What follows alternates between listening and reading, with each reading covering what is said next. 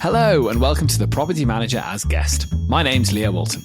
In this week's episode, we chat with Linnie and Kyle, owners of Dwell Luxury Rentals in Flagstaff, Arizona.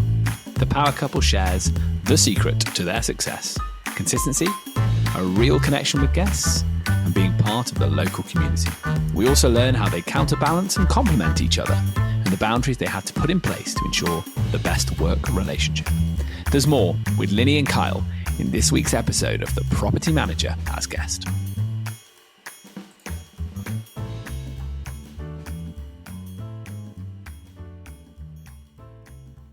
Hey everyone, welcome to The Property Manager as Guest. Today I'm delighted to be joined by Linnie and Kyle, owners of Dwell Luxury Rentals. Linnie and Kyle, how are you both? Good. Hello.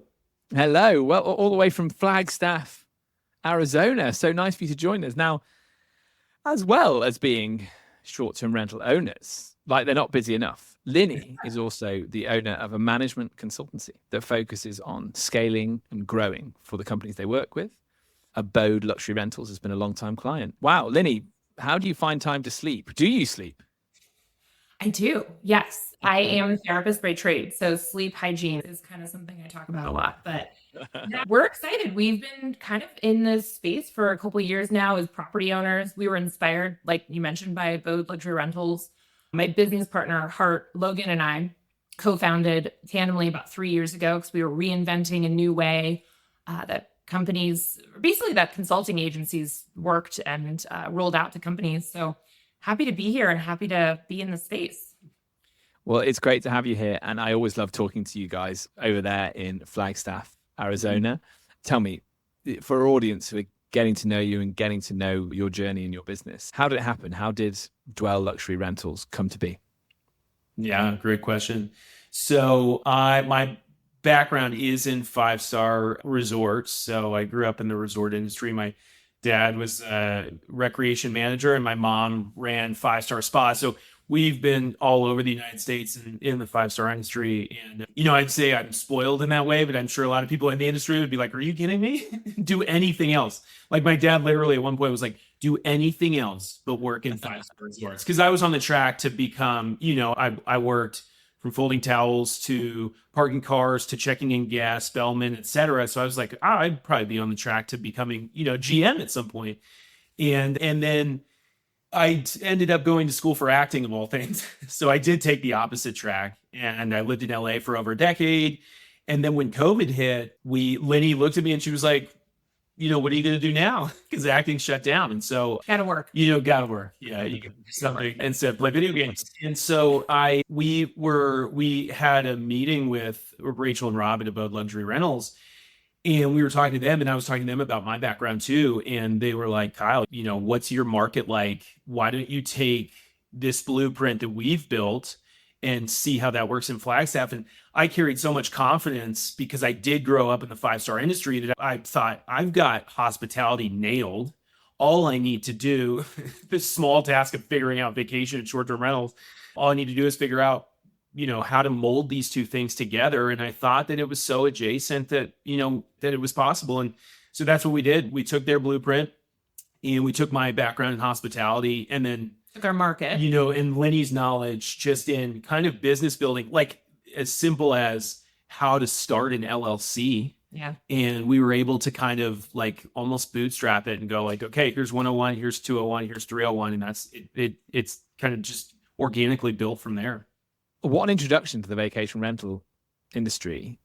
You had your roots firmly in hospitality, which is such a perfect place to start, right? Were you in Flagstaff at this point, or did you move to Flagstaff deliberately to start the business? Were you in California when these conversations started? We were in Flagstaff already. We wanted to be adjacent to California because we had still had work there. But yeah, and then when we were in this market, we kind of figured out like, oh, there's not, we were bringing a unique take to this market because there wasn't any other higher end elevated experience, a concierge or touches on these little things. And we had heard people sort of complaining in the market of like, oh, vacation rental management, that's, good luck here, and we're like, oh, okay, well, we can make that happen. So we kind of adopted that, like, I don't know, big fish, small pond. Yeah, I mean, we moved from LA and I spent my 20s in San Francisco and grew up in the city. So we kind of brought that city mentality of like, let's work hard, let's, grind, let's make things happen.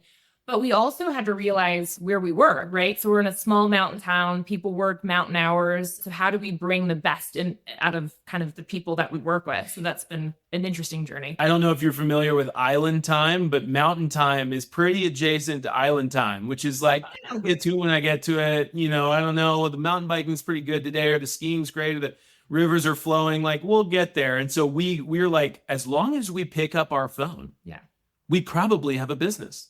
And that's the simplified version of what we did. Well, I also think too, we were kind of looking at interest rates. It was 2020. We wanted to buy a home, and LA is just so unattainable. So when we kind of came here, we're like, well, maybe we'll get a vacation rental. We'll be able to rent it out. And then we just really fell in love with the community and the people in the community. And, there was really no turning back for us at that point. My parents met here at school. So my grandparents owned a timeshare here. So it's been a part of our family for decades, right? And I actually did grow up coming here, and I have made day trips from LA before. So I knew that it was attainable. And so when we were driving around, I just said to Linnie, let's check out this market, because it means a lot to me. It means a lot to my family. And I love this place. And we actually, for our market, we ended up, I think, getting really fortunate because we're a drive market. So, Phoenix has now jumped to the 5th largest city in the United States. It's 2 hours south of us. So no matter what, even, in the summer, occupancy picks up immensely because people are going to the Grand Canyon, they're going to Sedona, they're driving across the 40. So we are at all these really cool intersections. But at the end of the day, we're a drive market. So people can come up on a whim on a weekend. If we have an opening and we play with the pricing a little bit, we're filling almost every weekend throughout the year. And it's just because people want to enjoy the 4 seasons that we have up here. We're at 7,000-ish feet elevation. So amazing. What an amazing spot. You're obviously a couple. You live together, you work together. I'm sure that's not without its challenges. What are the pros and cons for you guys? Yeah, I mean, I think there's a lot of pros. I think because we work together, we're able to, I think it's really hard in this modern society to really be with your person and connect with them, especially when there's things like travel and things like that. So we're very fortunate in that. I think, I don't know if we'll get to it, but I do something called the Enneagram at Tandemly. It's a personality assessment. It is fabulous. And Kyle and I actually have the same tri-type and the same kind of personality. So we're very fortunate in that we think, feel, and kind of act in the same way. And we have shared core values. So like for us, it's really not, I think, too hard. However, some of the cons would be probably boundaries because we're together, because we're working all the time. Something that we've really had to implement is this idea of like, we're working from this hour to this hour. We're not going to talk about clients, whether it's Tandemly or Dwell guests. Like we're really trying to shut it down. I'm glad she led with the pros and not the cons. That made me feel good. It's like, oh God, where is this going to go? Yeah, I think like just to build on that, when Linnie's talking about the Enneagram, we're kind of wired similarly, but that also does bring its blind spots so that we are the way that we are assessing risk. For instance, we just aren't naturally inclined to assess risk. Right. Let's just go for it and see what happens. And so now we kind of have worked out ways where we counterbalance each other, where she actually has become more of the risk manager side, where it's like, how can we get sued, or how can we figure out what the contracts, what do we need to figure that out? And I kind of can counterbalance that with a little more of the fun, the fun side. And I think that the con is we have to draw very specific boundaries because we have gotten really, through the years of being in this business and just kind of in general, it's really hard to not talk about clientele all day, or can you believe this happened, or blah, blah, blah. And so we remind each other all the time. It's like, okay, it's past 6 p.m. We got to shut it off. Right. It's like, it just is like, I think it's a practice mentality that we just have to keep reminding ourselves of. Did either of you imagine when you met that you'd end up having a business together? No, I mean, I didn't imagine I'd live in a small town. There's a lot of There's things a we lot didn't of imagine. things, yeah. You Yeah, did. no. I kind of feel like you would have assumed I that you'd have a business. I don't know if it was with your partner in Yeah. home though, like your romantic partner. Well, I have like my like professional life partner heart, but I always knew I would own my own business because I think I'm unhireable. So, but when I was in grad school to become a therapist, I like flipped houses and I've always kind of wanted to like figure out how to work for myself. So I kind of knew that was my trajectory. I don't know about you. What do you I think? never thought I would be a business owner. My gosh. But it is so cool. I mean, I'm so fortunate. I lived most of my early adulthood into early professional life as an actor. And it's a completely different world, right? And we talk about it all the time. But in that world, you have very little power, no matter, how much effort and how much talent and blah, blah, blah, right? So for me, I think I always just accepted like, oh, I'm more of a creative and I'm more of a person who's going to work, I guess maybe gig work or just, I'll be on set, for 2 weeks here. I'll be working for another month later in the summer, whatever, kind of off and on. So this is a wild transition for me for the last, I don't know, 3+ years, but That's how I know I'm good at my job, Leo. Joe says I'm her number one case study, and I feel like that's a little disrespectful, but I'm going with it. So you obviously juggle a lot of balls as a coach and a business developer at the same time. What do you think your work outside of Dwell helps you bring in to Dwell as a business? What does it help add? Yeah, I think with Tandemly, we're able to, like all businesses, for instance, go through different developmental stages. So like you have 2 kids, they're going to hit these developmental milestones. And with Dwell, we have, four people on our team at this point. We're kind of in our infancy and we're only going to grow. So what I love about this is I'm able to, at Tandemly as a consultant, I get to see and be inside of so many organizations and see things roll out, right? Like things that are good, things that are bad, things that are going sideways. So I can kind of understand the trajectory of business and then bring that as an owner to Dwell. So one thing I was thinking about with this kind of particular question, I have to be really mindful of what capacity I'm showing up in. So yesterday we had a 2-hour workshop with Kyle and his team doing the Enneagram, understanding our personalities, understanding our team blind spots.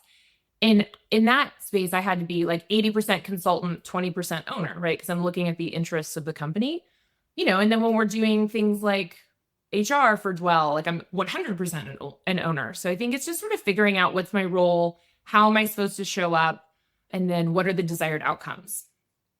Does that mean that you, I guess, because you wear the different hats, do you enjoy it all equally, or do you think at heart it's for you, it's being a consultant and this is a side hustle to go alongside that? Where's your heart? I think it's all of it. So we are 7, so the enthusiastic visionary. So for us, choosing something would be the most painful choice. Like we want to do everything. So that for me, I couldn't answer that because my life without Tandemly and Heart would not be the same. Like I kind of have to do all the things. And I actually do therapy as well. So I do have like a handful of college girls as an LPC here in Arizona, but I love it all. And I'm very like metered. Okay, this is what I'm going to do today. This is what I'm going to do tomorrow. And I wouldn't have it any other way because I'm learning so much from this kind of flywheel of work that I'm doing. Yeah, and scaling and growing is such a challenge in this industry because when it can come almost a bit too quickly, right? So it's good to have you with that experience and understanding of how to kind of watch that. So I imagine that has lots of use cases. Kyle, you must think this is a great free hit for you to have this on there as part of the knowledge of the team, right? Yeah, we're so fortunate, and I talked to the team about this yesterday. Where like Linnie travels and does this for major teams and huge names and players, and she is sitting at our dining room table with our group, and we're talking about this stuff. It's so beneficial to like we're so lucky because especially with a small organization like ours, a small company with 4 people, we learn so much even about ourselves, right? So it doesn't matter what size you are.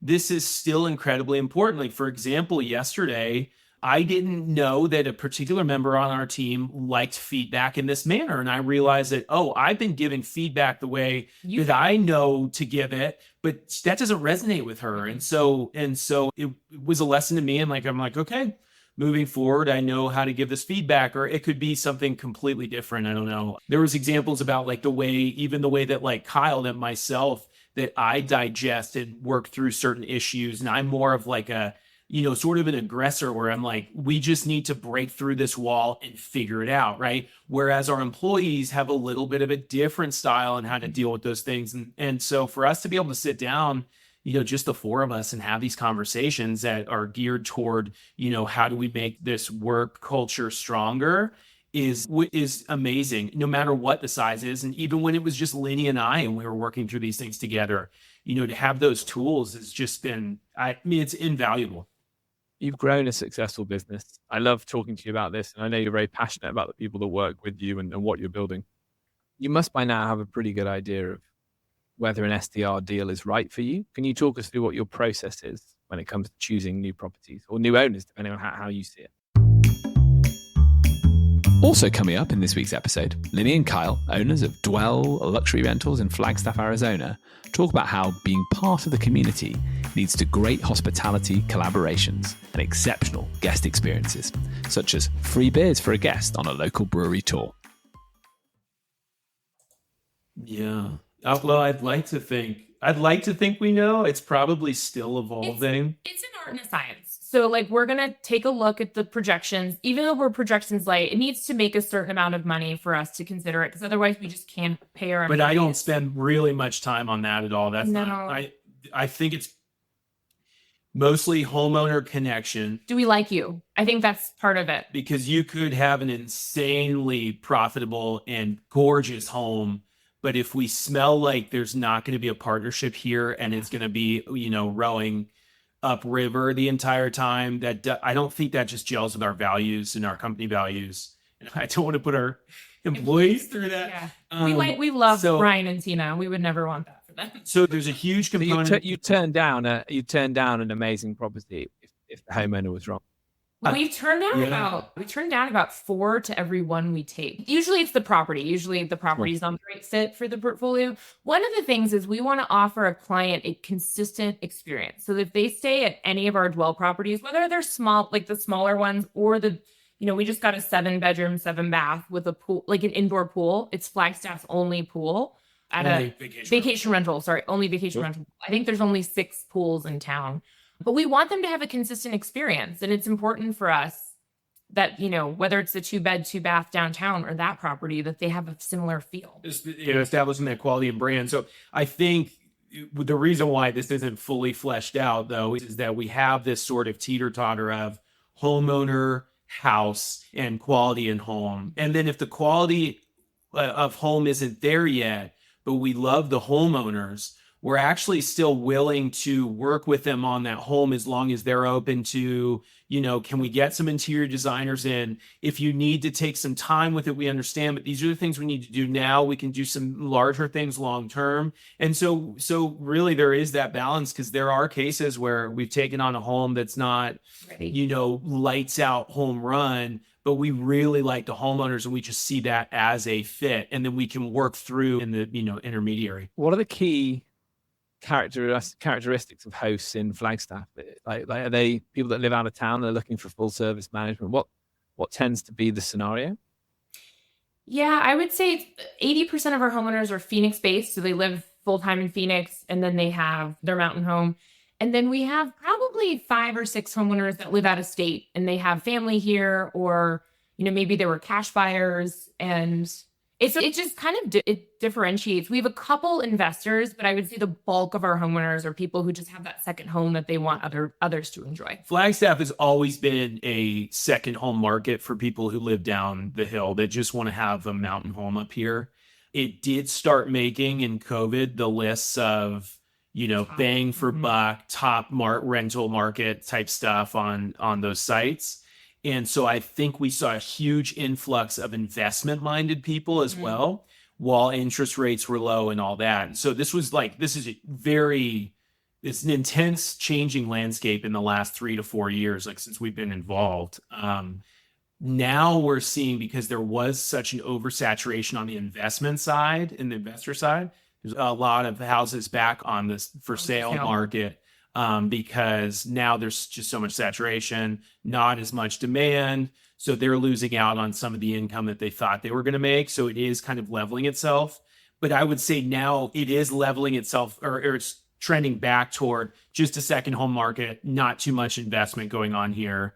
And so that works well for us too, just to be working with homeowners that live, that want this as their secondary mountain home. The other thing that we do too, which is interesting, is we do caretaking. So there's several high-end neighborhoods that have golf courses and all the things here that are HOA. So they don't allow short-term rentals. So we do these very like high-end caretaking. So kind of treating the house like a vacation rental for some of the, athletes and fancy folks down in Phoenix who have that really nice second home here, but want that vacation rental experience. They want their groceries. They want, cleaners and vendors to be taken care of. So that's kind of a part of our business we are going to be expanding here, I think, in the summer months. It's nice because you're not dependent on the economic swings, right? And this was an idea that Rachel and Rob and Boat have been doing as well in their markets. And they were kind enough to kind of show us that. And it seems to have really blossomed well in this market too.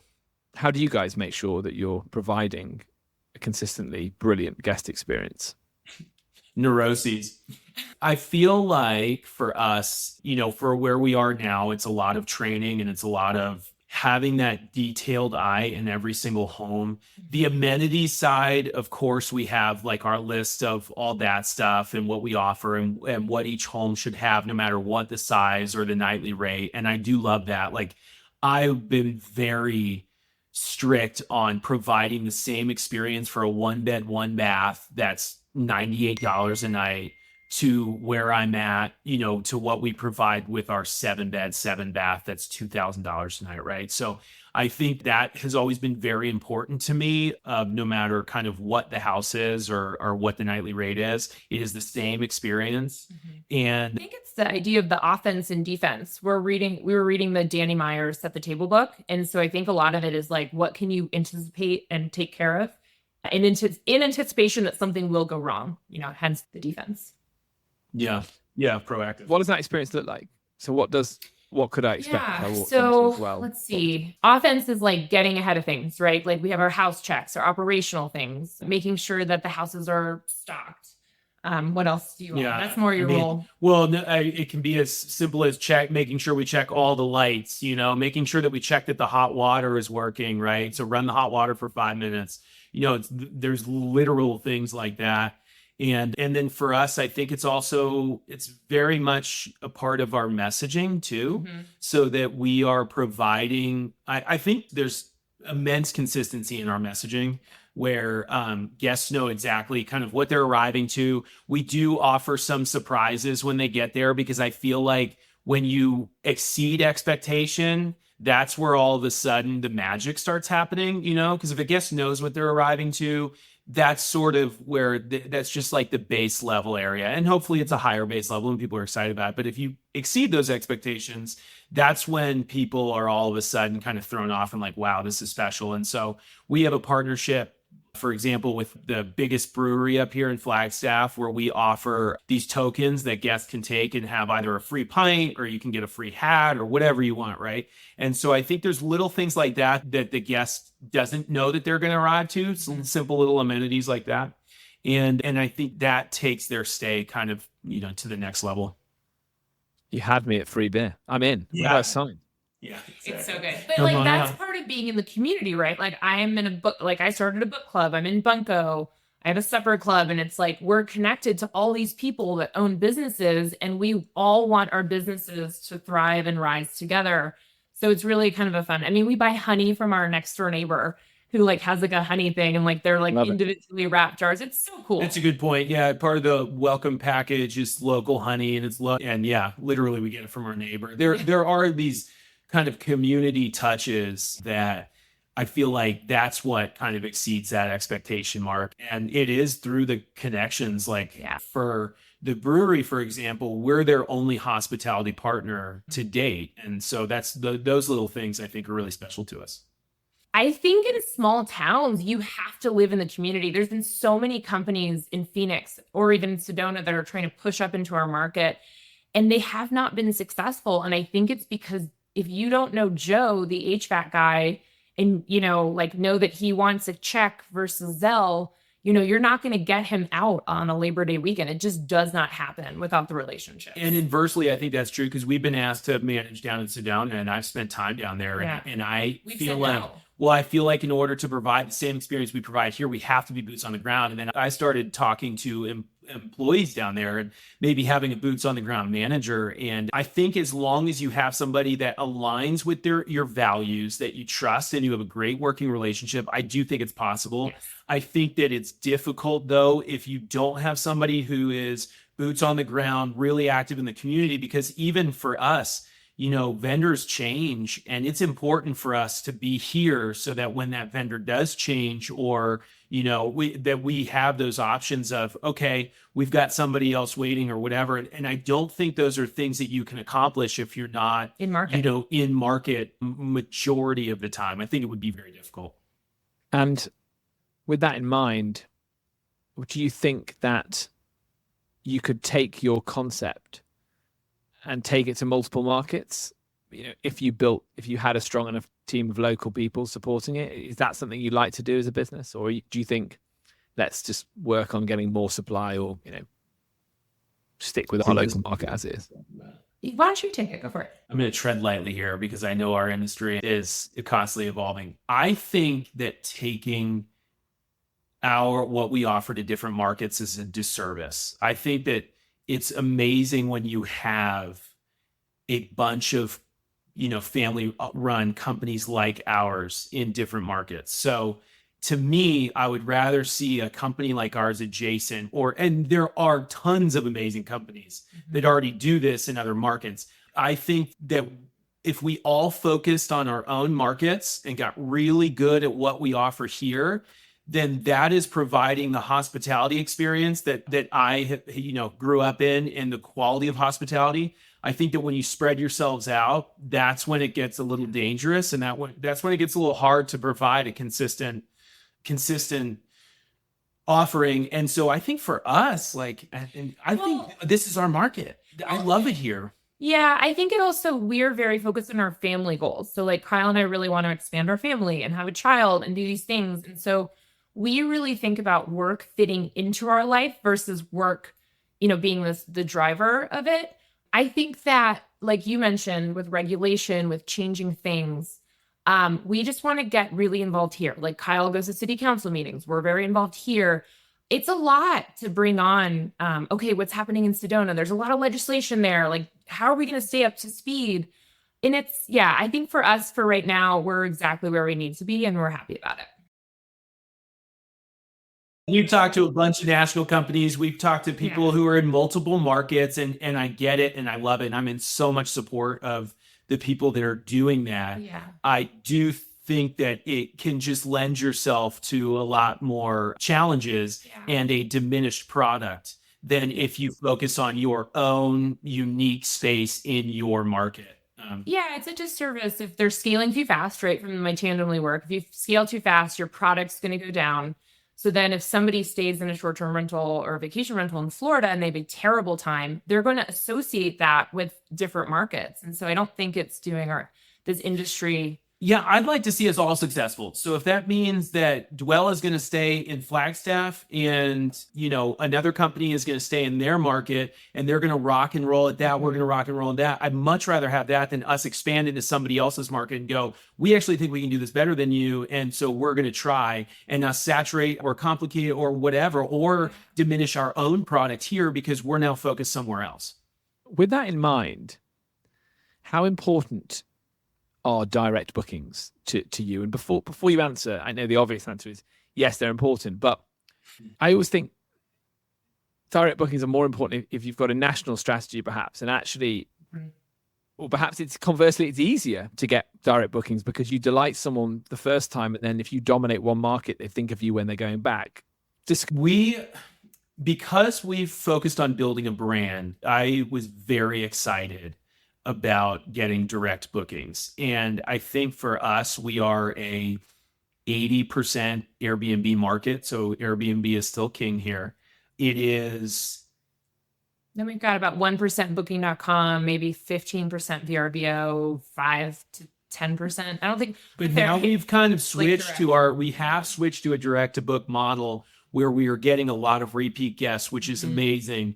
I think a lot of the very simplified versions of that were in much more control over direct bookings. So that, I know that goes without saying, but it's super important because it is very difficult with some of these, these other listing sites to work through some of the guest damage stuff, some of the guest issues with having to charge extra and whatnot. So I think for the direct bookings for us, it is an important part of our model. We're still early on in the stage where, we are starting to level set and we're getting more bookings with direct than we are VRBO. We're not quite there with Airbnb, but it is, Airbnb is still, I don't know. That's a tough question. With that in mind, let's move into how you might then delight that guest during the booking process itself. Do you think the key to that is using tech products? Do you think your tech stack is going to support you in that? Or are you believing that it's more a relationships game? Yeah, I would say tech and relationships are essential to work together. So one thing that we did early on was we went to VRMA and we're like, okay, let's get all the tech. Let's get it all and let's put it in. And I think it works to a certain point. It helps with scaling. It helps with scaling for sure. And for us, it's more about how do we use tech enabled so that we can create that relationship. I think relationship first and foremost. We still obviously have our automation set. We have, the little things here and there that I know guests appreciate. That is very easy on our end. But then, we will see people say like, hey, we're coming to celebrate this, or, our house turning 10. Or the latest one that I thought was just beautiful was, I'm a cancer survivor of 12 years. This is our, anniversary of that. We're getting the entire family together. And someone on our team is actually a cancer survivor as well. So she stepped in and started having this dialogue. And so it's little touches like that. I think it is very relationship based, because what happens is the guest is already arriving to a place that they feel safe, they feel heard, they feel comfortable. And I think that gets them, like we're talking about, like that baseline arrival, that actually is hopefully actually exceeding their expectations, that they've now made a relationship with someone, that they're going to arrive to this home. And so I think relationship hands down. Well, what you're actually talking about is connection, which is the work that we're kind of working on with Abode and this hospitality model we're building out with them. It's really around the connection and being in this relationship with someone where you both have needs and both people's needs are acknowledged and honored. And software doesn't necessarily bridge that connection, but it can create the communication connection. Some people may not have the time for that, right? Like I know when I was solo wearing 30,000 hats, like that's really hard, but I still made time out of the day to message that guest specifically. Now we've got more time and people, who can have that specific, like, let's just say we're talking about messaging here, but it's still important to make that connection no matter how busy you are. And that's something we talk to our team about all the time. We're small, we're a small team, but that connection is the most, as heart with hospitality, the most important part of this. Because otherwise, if you're just transactional, we've got our software set up and people are in and out. Sure, people make success based off that, but that's certainly not the way that we want to build our business. And I don't think that's the way that you build a business where you're getting guests year after year coming back every single Christmas, book a year in advance, et cetera, because they know, oh, well, with Kyle, Linnie, Ryan, Tina, with the Dwell team, like we're going to have a, sort of a family. It's just little touches like that don't cost a lot, but mean an awful lot. Do you think, you guys obviously stay in vacation rentals around the country, do you think as an industry, we're doing enough of that? We're doing that often enough? We're delighting people with the experience? I don't think so. I think that unfortunately, and I will say the provocative thing, I think a lot of people are really focused on getting rich quick in this industry. And I think it does a huge disservice to guests and to homeowners. Are you STR for life, or do you have an exit strategy? It's so funny you asked that. I think we actually don't have a exit strategy. We have a vision. Like we want to create a space. We want to create an offering to elevate this amazing market town. So that's kind of our vision. So we're tracking towards that mission and vision. And there's been quite a few people who've there's I think this trend now where companies are trying to get companies under fire sale. Like they're like, we know you're tired. We know you're this. Like, yeah, there's a lot of we know you're tired. they were And like, we're dare okay. I say, like, we're in a fortunate position where we are starting to build a team. And like, I think it starts to get fun when Yeah. you find how you can make ways to have support. And for us, we're like, I think we're getting to a place where we're having fun, dare I say. Yeah. I mean, for But- 2 years, it was not fun. I mean, I was working because I would work until about December 14th with Heart, with all of our, we'd have workshops. We'd be traveling to New York. I would come back. And then on Christmas Day, we're getting stains out of sheets. And I know this and I is was a under story. a bed. I was literally under a bed, Leo, with a handbag. Someone had like done something because we had an employee quit on Boxing Day. She gave no notice. She just quit. And we're like, oh God. So then I'm like, all right, I guess I'm in the trenches. So I was working with Kyle for like 10 hours a day in that entire Christmas break. And then I went back to work on the like January 3rd. I'm like, Heart, I'm so tired. I can't wait to get back to work because I don't have to do manual labor. Like I was like shoveling snow. Not good. Those are the days that aren't amazing, but Funny. But we are kind of smiling. We're Yeah. looking at, and then it's Linnie and I on Christmas Day staring at each other, going, And then my parents came to visit us and were like, go. You got to go to the house. More parents were like doing stuff. But yeah, I think we're going to continue to enjoy what this market has to offer, and I think we've got a lot more work ahead because we do have pretty lofty goals for this little beautiful town. It's obviously a stressful industry, as we've just talked about. Probably your most memorable Christmas, but not one you want to repeat. How do you get away from it? What do you do to blow off steam? Yeah, I do. Yeah, I work out constantly. I mean, I go to bar, which is actually that's actually how we found one of our employees, Tina, because I'm friends with a local realtor and we were like doing the little bars. And I'm like, you know anyone who could do this? She's like, I've got someone for you. You have to be in the You have to community. be in the community. You have to be going to bar Yeah. 4 times a week. Yeah. And that's how you build a successful vacation rental business. Yeah. And then I'm in Bunko, I'm in Supper Club, I'm in all the, we go to like fun community events. So that's really Linnie's great. on the social blow off steam side, and I'm on the individual blow off steam. I'm more, ski, mountain bike. If I get the opportunity to leave the phone, maybe a night or two backpack trip. Yeah. And this is all new idea, by the way. Yeah. That the fact that I could maybe actually leave the phone for a minute. But yeah, I like my solo time. Do you know what? Well, look, it's been so nice to be transported to your corner of the world and hear about your plans for consistent, repeatable guest experience and making sure you do it in that very like relationships focused way. I think our audience are going to have really enjoyed listening to it. So yeah, Linnie and Kyle, thanks so much for your time. Thanks for Thank having you. us on. This was a Thank real you. treat. This is real fun. Thank you for listening. Also, follow us on LinkedIn and Instagram @Superhot for more useful and educational information. If you have questions or would like to be featured on a future show, get in touch with us in the comment section below. And if you've enjoyed the show, please share our podcast with someone you think may enjoy it too. Goodbye for now.